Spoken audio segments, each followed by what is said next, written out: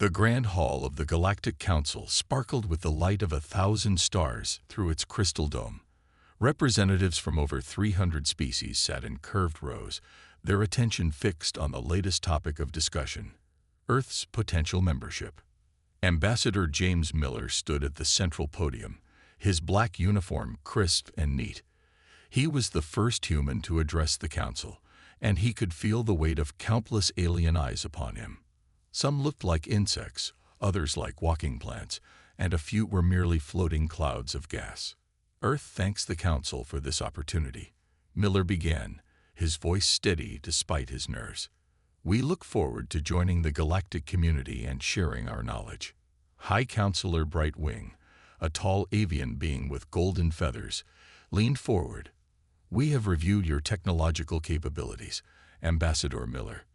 While your civilization has achieved faster than light travel, we are concerned about your military technology. Miller nodded, expecting this. Our military is highly effective and well-trained, High Counselor. A hologram appeared in the center of the hall, showing human soldiers carrying assault rifles. Murmurs of amusement rippled through the chamber. Some council members didn't even try to hide their laughter. You still use chemical propellant weapons? Asked another counselor, his blue scales shimmering with mirth. Projectiles pushed by explosions. This is technology from the Stone Age. Miller kept his composure. With respect, Counselor, our weapons have proven reliable and effective throughout our history. But surely you must see how primitive this is. High Counselor Brightwing spread his wings in frustration. Even the youngest spacefaring races use energy weapons. Plasma rifles, laser cannons, particle beams. These are the weapons of civilized species. The human ambassador tried to explain. Our research showed that kinetic weapons have certain advantages. Advantages, interrupted a crystalline being, its facets flashing with different colors. What advantage could there be in throwing tiny pieces of metal? More laughter filled the chamber. Miller glanced at his assistant, Tom Walker, who stood quietly at the back of the hall. They had expected this reaction, but the reality was still frustrating. High Counselor Brightwing raised a feathered hand for silence. Ambassador Miller, we are prepared to offer Earth membership in the Galactic Council. However, there will be conditions. Your military must be modernized. We will provide the necessary technology to replace your outdated weapons. Miller straightened his back. And if we prefer to keep our current military technology, then membership would be difficult to approve, Brightwing said softly. We cannot have a member species using such dangerous and unpredictable weapons. Think of the safety concerns. Back in the Earth Embassy later that day, Miller sat with his team around a large table. The holographic display showed the Council's requirements for membership. They want us to completely disarm and rebuild our military with their weapons, Walker said, shaking his head. They don't understand what they're asking. Miller looked out the window at the massive space station that housed the Galactic Council. Ships of various designs moved through the void, their energy weapons visible as decorative strips along their hulls. You know what's funny? Miller said, a slight smile on his face. Not one of them asked about our space combat doctrine. They were so focused on our infantry weapons that they didn't even look at our ship-mounted railguns. Should we tell them? Asked Walker. Miller shook his head. No, let them think what they want for now. Something tells me they'll learn soon enough why humanity stuck with kinetic weapons all these years. As if to answer his words, a priority message flashed on their screens. Reports were coming in from the outer sectors of Council space. Unknown ships had been detected, moving fast, and with clear hostile intent. Miller looked at the report, then at his team. Send a message to Earth Command. Tell them to prepare for possible conflict, but maintain current weapons protocols. I have a feeling the Council might be learning some hard lessons about warfare very soon.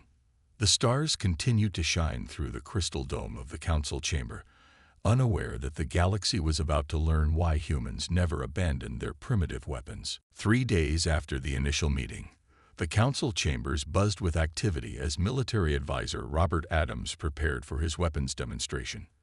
The Council had insisted on seeing human weapons in action, though their tone suggested it was more for amusement than genuine interest.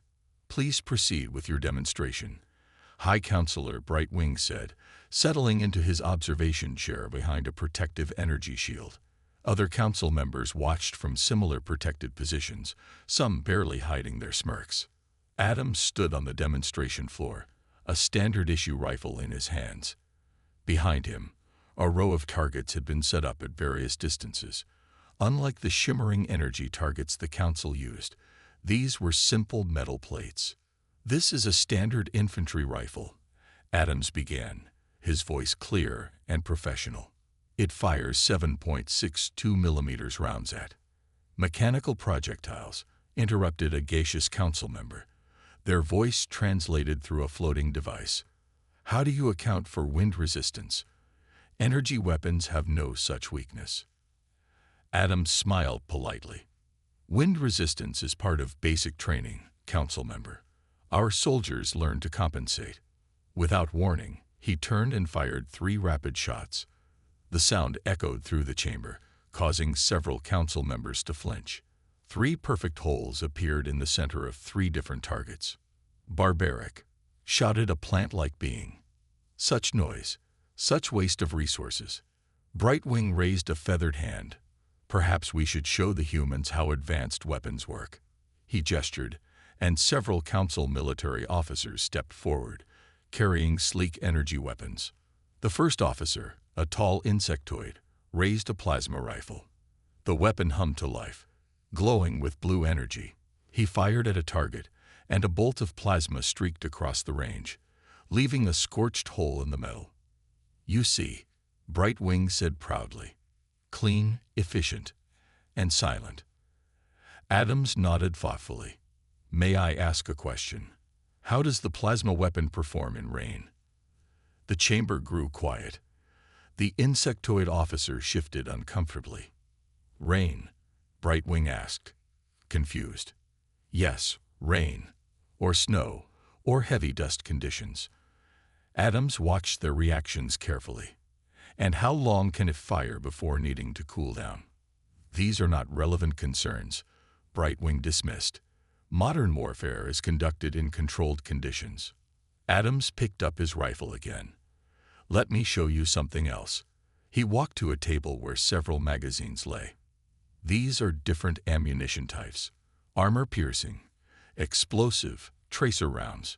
One weapon, multiple functions." He fired again, this time using armor-piercing rounds. The targets didn't just show holes, they were punched through completely. The council members whispered among themselves, but their dismissive attitude remained. A reptilian officer stepped forward with a laser rifle, demonstrating its precision by cutting intricate patterns in a target. "Very impressive," Adams acknowledged. "But what happens if the enemy has reflective armor?" "More uncomfortable silence. Or simple smoke screens," he continued. "Or if they fight at night, when the laser beam becomes visible and reveals the shooter's position." "Enough," Brightwing declared. "These primitive concerns do not matter in modern warfare. The Council has decided. Earth must upgrade its military to energy weapons if you wish to join us." Adams packed up his demonstration equipment, maintaining his professional demeanor. But as he left the chamber, he couldn't help but notice how none of the council members had asked about the larger implications of kinetic weapon systems, like orbital bombardment, or the physics of objects moving at relativistic speeds. Back at the Earth Embassy, Adams met with Ambassador Miller. "They're blind to the basics of physics," Adams said, shaking his head. "They've become so focused on energy weapons that they've forgotten simple things like momentum and force." Miller looked at the latest reports from Earth's Border Patrol. "Let's hope we never have to prove our point in actual combat. But if we do," he let the thought hang in the air. "If we do," Adams finished, "they'll learn why humanity never gave up on kinetic weapons. Sometimes the simple solutions are the best ones." Outside the embassy window, council ships continued their patrols, their energy weapons gleaming like jewelry rather than tools of war. Neither man knew it yet, but very soon, The galaxy would learn just how effective humanity's primitive weapons could be. The emergency alarms in the council chamber flashed crimson, casting eerie shadows across the worried faces of hundreds of representatives. The holographic display in the center showed a scene of devastation. Council ships breaking apart under attack from dark, angular vessels that seemed to absorb light rather than reflect it. Colony world Brighthaven has fallen, announced a breathless messenger, their crystalline form clouded with stress. Their energy shields, they failed completely. High Counselor Brightwing's golden feathers were ruffled with agitation. How is this possible? Our shields are the most advanced in known space. Ambassador Miller sat quietly in Earth's observation booth, watching the chaos unfold. The attackers had appeared 3 days ago, emerging from unknown space. They called themselves the Void Collective, and they had torn through the Council's defenses like paper. Showing tactical display of the Battle of Brighthaven, announced the central computer. The hologram shifted, revealing the battle in detail. Council ships fired brilliant beams of energy and plasma, only to watch them dissipate harmlessly against the dark hulls of the enemy vessels. The Void ships responded with weapons that somehow disrupted the Council ships' shield harmonics, leaving them defenseless. 7 colony worlds lost in 6 days, reported Admiral Stormdancer, his tentacles writhing with emotion. Our weapons are ineffective. The enemy ships absorb or reflect everything we throw at them. Miller's communicator buzzed. Earth Command had been monitoring the situation closely. He read the message and stood up, making his way to the central podium. The Council recognizes Earth's Ambassador Miller, Brightwing announced, though his tone suggested he had little interest in human input at this crucial moment. Earth offers its military assistance, Miller said simply. Laughter, though nervous this time, rippled through the chamber. Ambassador Miller, a gaseous council member, swirled irritably. This is hardly the time to joke. What could your primitive weapons do against an enemy that defeats our advanced technology? Miller activated his own holographic display. The enemy uses advanced energy absorption technology. They've clearly developed countermeasures to every energy-based weapon in the Council's arsenal. He paused, letting that sink in. But they've never faced human weapons. Projectile weapons. Brightwing scoffed, though with less conviction than before. Against ships that can absorb plasma bolts. You can't absorb what you can't see coming, Miller replied. A depleted uranium round traveling at relativistic speeds doesn't care about energy absorption. It cares about physics. The chamber grew quiet as the implications sank in. Earth has already mobilized its fleet, Miller continued. Our ships are armed with railguns, coil guns, and missile systems. We're ready to assist. Before Brightwing could respond, another alarm blared. The tactical display updated, showing a new Void fleet approaching the Council's core worlds. They've broken through the 7th defense line. Someone shouted. Estimated arrival at the Council seat in 3 days. Panic erupted in the chamber. Council members argued frantically about evacuation plans and last-ditch defenses. Miller stood calmly at the podium, waiting. Finally, Brightwing raised his wings for silence. Ambassador Miller, he said, his voice heavy with suppressed pride. The Council accepts Earth's offer of assistance. Miller nodded and sent the ready signal to Earth Command. Within hours, human warships began arriving through FTL corridors.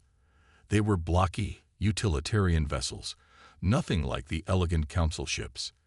But their hulls bristled with railgun turrets and missile pods, and their crews were ready for battle. As Miller watched the human fleet take up defensive positions around the Council seat, he couldn't help but feel a grim satisfaction. Humanity had been dismissed as primitive, their weapons labeled as obsolete. Now they would show the galaxy why Earth had never abandoned the basic principles of kinetic warfare. All ships, battle stations, came the order across the fleet channels. Prepare for contact with enemy forces. The stars seemed to dim as the human fleet waited in formation, their primitive weapons primed and ready. Soon, The Void Collective would learn that sometimes the old ways were the best ways, and that humanity's stubborn adherence to obsolete technology was about to save the galaxy. Space around the Council's capital station erupted in chaos as the Void Collective's fleet emerged from faster-than-light travel. Their black ships, seeming to bend light around them, moved with predatory grace toward their target. Captain Mark Wilson stood on the bridge of the EDODUS Thunder, Earth's lead battleship. Unlike the sleek Council vessels with their glowing weapon arrays, the Thunder was a brutal rectangle of armor and gun barrels. Enemy fleet holding at 1 million kilometers, reported his tactical officer. Their energy absorption fields are active. Wilson nodded, watching the tactical display. The remaining Council ships formed a defensive line, their energy weapons charging. Behind them, the human fleet waited in formation. "Let them waste their shots first," Wilson ordered. "We need to see how these void ships maneuver." The Council fleet opened fire, filling space with dazzling beams of plasma and laser fire. As before, the energy weapons simply disappeared into the dark hulls of the void ships. The enemy fleet pressed forward, seemingly unstoppable. Council fleet reports shield failures across their line. Communications announced. They're requesting immediate assistance. Wilson leaned forward in his command chair. "All ships, execute battle plan Hammer. Load kinetic penetrators." Throughout the human fleet, massive railguns swiveled into position. Each gun was loaded with a specially designed projectile, a depleted uranium dart wrapped in a ceramic shell. "Enemy fleet at optimum range," Tactical reported. "They're not even trying to evade. They don't consider us a threat." Wilson allowed himself a small smile. "All ships, fire when ready." The Thunder shuddered as its main guns fired. There was no bright flash, no beam of light, just the silent launch of hundreds of penetrator rounds, accelerated to a significant fraction of light speed. The void ships didn't even attempt to dodge. Why should they?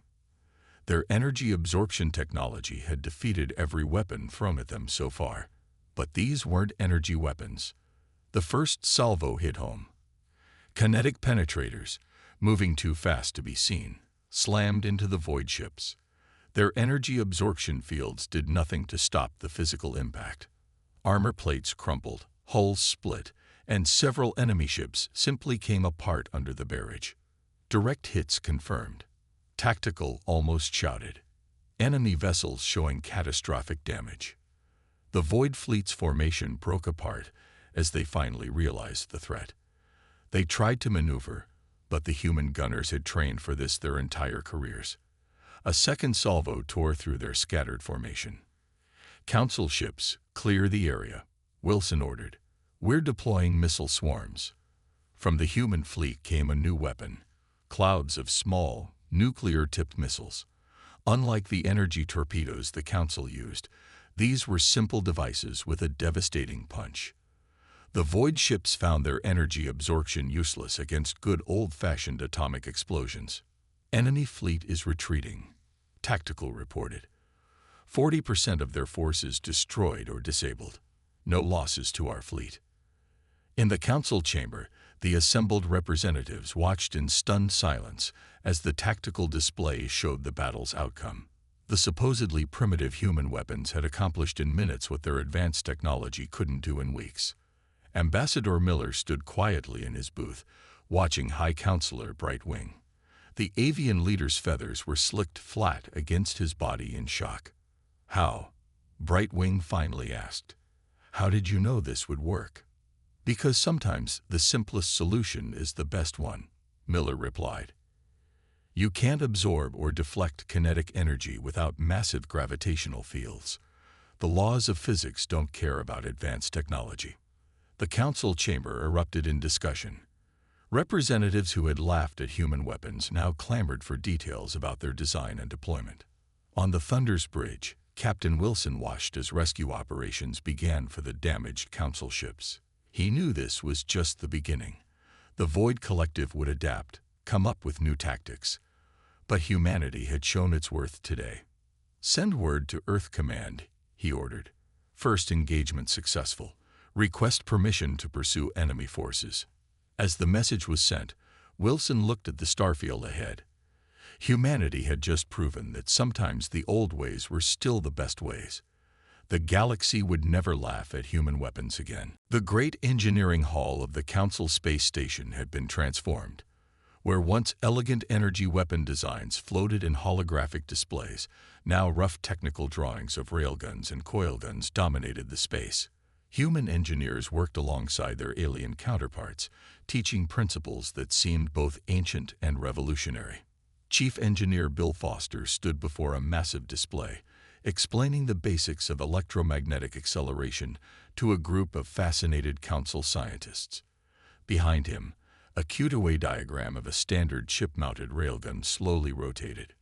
"The principle is simple," Foster explained, pointing to the diagram. Two conductive rails, a projectile that completes the circuit, and enough power to create a massive electromagnetic field. The result is pure kinetic energy. A crystalline council scientist raised a faceted appendage. But the power requirements must be enormous. Foster grinned. "No more than your plasma cannons. Actually, probably less, since we don't need to maintain containment fields." The Council's greatest minds had gathered for this knowledge exchange. After the decisive victory against the Void Collective, they had finally admitted that human weapon technology wasn't primitive, it was devastatingly effective. In another section of the hall, test fires were being conducted. A human-designed coilgun had been mounted on a council ship's frame. The elegant vessel looked strange with the blocky weapon attached, but the results spoke for themselves. Test firing in 3, 2, 1. The coilgun fired, its projectile punching through 3 layers of battleship-grade armor. The council engineers burst into excited chatter, their previous disdain forgotten in the face of such raw effectiveness. "The beauty of kinetic weapons," Foster continued, "is their versatility. We can adapt the projectiles for different purposes without changing the delivery system." He brought up displays showing various ammunition types, armor-piercing rounds, explosive shells, even specialized EMP projectiles for disabling electronic systems. "And the best part," he added, "no complex targeting systems needed. Physics does the work for you." The Council's master of technology, a being of pure energy contained in a mechanical shell, approached Foster. "We have been short-sighted," it admitted. "In pursuing ever more complex energy weapons, we forgot the fundamental forces of nature." Foster nodded diplomatically. "It's an easy trap to fall into. Sometimes the simple solution looks too simple to be effective." Across the station, production had already begun. Council shipyards were being retrofitted to manufacture railgun components. The elegant curves of energy weapon housing were being replaced with the utilitarian lines of kinetic weapon mounts. "The combined fleet leaves in 2 days," Foster reminded them.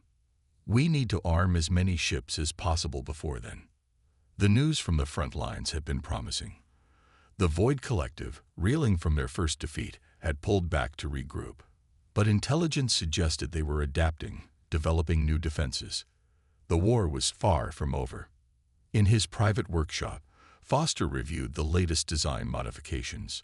The Council engineers had already improved on the basic human designs, using their advanced materials science to create stronger rails and more efficient power distribution systems. "Progress report," came Ambassador Miller's voice from the doorway. Foster looked up from his work. "Better than expected. They're quick learners once they get past their preconceptions. Some of their improvements are brilliant. Things we never thought of because we were working with more limited materials."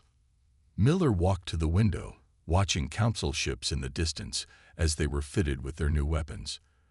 "They're calling it the human revolution in military technology," he said with a slight smile. "Ironic, considering they spent so long calling us primitive." "Sometimes you have to step backward to move forward," Foster replied, turning back to his designs. "We're not just giving them our technology. We're teaching them a new way of thinking about warfare." Outside, a newly armed council ship test-fired its railguns, the silent flash of launch barely visible in the void. The old and the new were combining, creating something stronger than either alone. The Void Collective would soon learn that they faced not just human weapons, but human ingenuity merged with Council technology. It was a combination that would change the face of warfare and the galaxy forever. The combined fleet of human and Council ships materialized from FTL travel at the edge of the Void Collective's occupied territory. 500 vessels strong, they represented the largest military force ever assembled in known space. Admiral John Cooper stood on the bridge of the flagship EWS Thunderchild, surveying the tactical display. The fleet's formation was unlike anything seen before. Council ships, with their new hybrid weapons systems, formed the outer screen, while human vessels made up the heavy strike force at the center. "All ships report ready," his tactical officer announced. Council vessels confirmed their new weapons are operational. Cooper nodded, remembering the intensive training of the past month. Council crews had adapted to kinetic warfare with remarkable speed, their natural precision making them excellent gunners. Enemy fleet detected. Sensors reported. They've modified their ships, new armor configurations, and some kind of point defense system. As expected, Cooper said, "They're learning. But so have we." He opened the fleet-wide channel. "All ships, execute battle plan Avalanche." The combined fleet split into 3 groups, each performing a different role. Council ships with their superior maneuverability formed the harassment groups, while human vessels prepared their heavy weapons. The Void ships approached in their characteristic arrow formation, their black hulls still absorbing any light that touched them. But something was different. Their surfaces now bristled with new defensive arrays. "They've developed anti-kinetic shields," Tactical reported. "Gravitic technology, trying to deflect our rounds." Cooper smiled. "Perfect. Launch the first wave. Dunny rounds." Hundreds of railguns fired simultaneously, launching simple metal slugs at the enemy fleet. The Void ship's new defenses flared to life, gravitational fields bending the projectiles away from their hulls. "Enemy defenses working as expected," Tactical confirmed. "They're completely focused on stopping kinetic impacts." "Launch second wave, specialty packages." This time, when the railguns fired, they launched a different type of projectile. As these rounds approached the enemy's gravitic defenses, they split apart. What had appeared to be solid shells revealed themselves as clusters of smaller projectiles, each containing a concentrated EMP charge. The Void ship's defenses, calibrated for large single impacts, couldn't track the suddenly multiplied targets. The EMP rounds slipped through, detonating against their hulls. Direct hits. Enemy shields failing across their line. The Void ship's energy absorption systems flickered and died as the EMPs did their work. They were suddenly vulnerable, and the main human fleet was just warming up. "All ships, fire at will. Show them what a real barrage looks like." The space between the fleets filled with projectiles. Traditional kinetic rounds mixed with new Council-designed smart munitions. Plasma-wrapped penetrators, developed by combining human and Council technology, punched through the enemy's remaining defenses. The Void fleet broke formation, trying to retreat, but the Council ships were waiting. Their newly installed weapons might have looked crude on their elegant hulls, but they fired with deadly precision. "Enemy fleet at 60% losses," Tactical reported. "They're beginning full retreat." Cooper opened a channel to the Council flagship. "Storm Dancer, your ships have the speed. Don't let them escape." The Council vessels surged forward, their hybrid weapons blazing. They had learned well from their human allies, combining their natural grace with devastating firepower. In the Council chamber, watching via quantum link, the assembled representatives cheered as their ships proved their worth in battle. No longer were they limited to easily countered energy weapons. Now they fought with the full spectrum of military technology. "Enemy fleet in full retreat," came the final report. 80% of their forces destroyed or disabled. The rest have fled the sector. Cooper allowed himself to relax slightly. This was just one battle, but it proved something important. The combination of human practical warfare and Council advanced technology was unbeatable. "Send word to all sectors," he ordered. "The counterattack begins now." We pushed them back to where they came from. As the fleet regrouped for pursuit, Cooper watched the tactical display with satisfaction. The galaxy had learned an important lesson today. Never underestimate the effectiveness of simple solutions, especially when backed by advanced technology. The war wasn't over, but its turning point had arrived. Humanity and the Council, together, were unstoppable. 1 year after the first Human-Council joint victory, the Grand Chamber of the Galactic Council looked very different. The once pristine walls now bore marks of the war, left intentionally unrepaired as a reminder. But more striking was the new addition, a simple kinetic rifle mounted in a place of honor, representing the turning point of galactic military history. High Counselor Brightwing stood before the assembled representatives, his golden feathers gleaming under the starlight from the crystal dome. At the center podium stood Ambassador Miller and Admiral Cooper, waiting as the Council prepared to make its historic announcement. "We gather today," Brightwing began, "to acknowledge our greatest error and to celebrate our greatest victory." The chamber was packed with representatives from every Council species, along with a large human delegation. The war had ended 3 weeks ago, with the last Void collective forces surrendering after their final stronghold fell to a combined Human Council assault. "In our arrogance," Brightwing continued, "we dismissed human military technology as primitive. We mocked their methods and demanded they abandon their ways." He spread his wings in a gesture of humility. "We were wrong." The Council's master of technology stepped forward, its energy form pulsing with bright colors. "The human principle of kinetic warfare, combined with our advanced materials and power systems, has created the most effective military doctrine in known space. We did not just gain weapons, we gained wisdom." Miller stepped up to speak. Unlike his first appearance in these chambers, there was no mockery now, only respect. "Earth thanks the Council for its recognition," he said. "But more importantly, we celebrate what we have achieved together. Neither human weapons alone, nor Council technology alone, could have defeated the Void Collective. It was our combination, our willingness to learn from each other, that brought victory." Admiral Cooper activated a holographic display, showing the final battle statistics. The combined fleet's success rate exceeded all projections. Human kinetic weapons, enhanced by Council technology, proved unstoppable. Council ships, armed with hybrid weapon systems, demonstrated unprecedented effectiveness. The display shifted to show the new standardized designs being implemented across both fleets. Elegant Council vessels now carried streamlined railgun systems, while human ships sported advanced materials and power distribution systems. Therefore, Brightwing announced, "The Council hereby grants Earth full membership, with no conditions or restrictions on their military technology. Furthermore, we established the Joint Military Academy, where both human and Council tactics will be taught as equal doctrines." The chamber erupted in applause.